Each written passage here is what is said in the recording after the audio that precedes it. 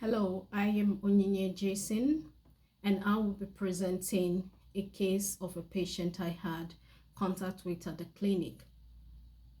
The name of the patient is RT, which is the abbreviation. He is 67-year-old Caucasian male who presents to the clinic unaccompanied, and he appears to be a reliable historian. Chief complaint in his own words, he says, I feel some burning when I pee, and I also have some discharge. History of present illness. RT is a 67-year-old Caucasian male. He presents to the clinic unaccompanied with complaints of pain while urinating, discharge from the penis, itching of the tip of the urethra. He rates the pain at 5 out of 10.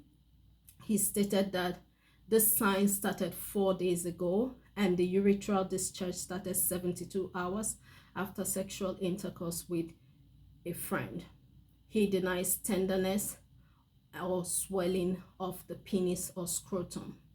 Past medical history, medical problem list none, preventative care none, surgeries none, hospitalizations none.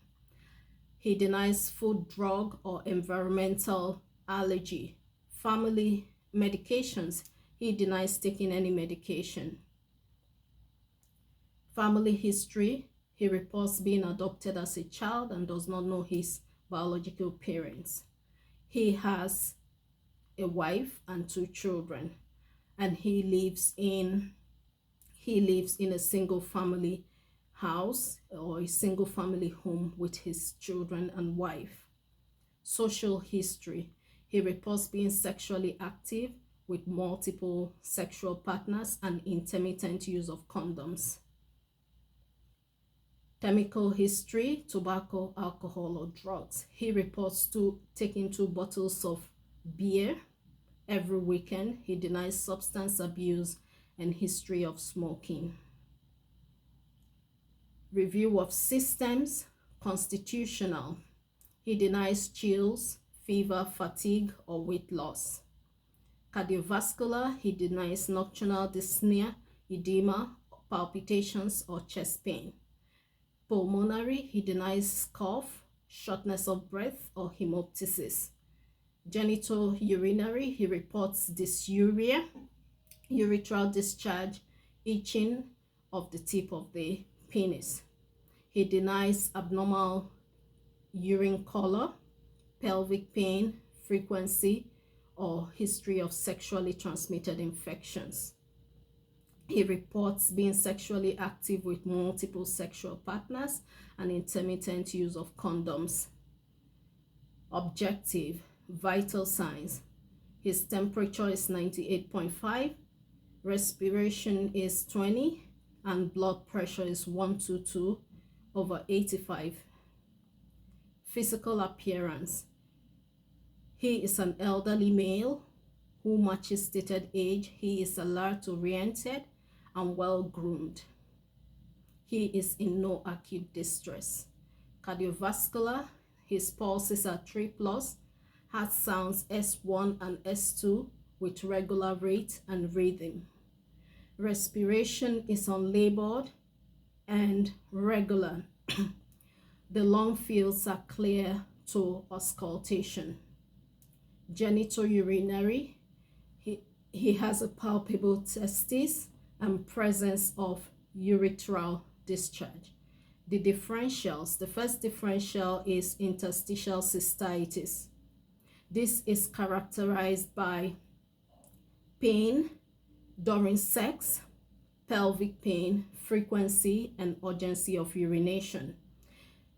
The patient, this diagnosis is ruled out because the patient has no pelvic pain, has no frequency or urgency of urination, he has no painful intercourse, and so this diagnosis is ruled out. The second differential diagnosis is nephrolithiasis. Nephrolithiasis is characterized by dysuria, fever, lower abdominal pain, foul-smelling urine, urinary urgency, and frequency. This diagnosis is ruled out because the patient has no fever, does not have lower abdominal pain, and has no foul-smelling urine, and has no intermittent pain. And so this diagnosis is ruled out. The third differential diagnosis is urethritis. This is characterized by dysuria, urethral discharge, and pruritus. Remember, the patient has itching of the tip of the penis. The patient manifests these signs and symptoms that I mentioned, and so this diagnosis is the main diagnosis.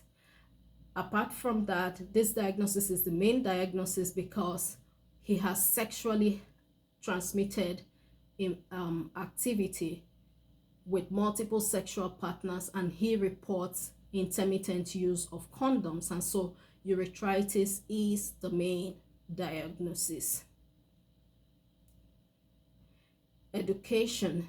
The patient is advised to avoid sexual intercourse until completion of antibiotic treatment, and he is advised also to maintain a single sexual partner, and if he must have multiple sexual partners, then he must use a condom for protection.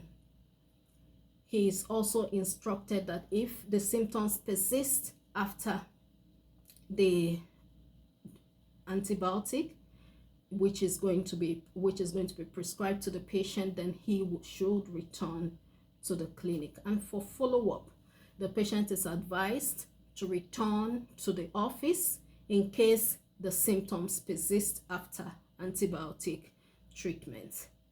Thank you for listening.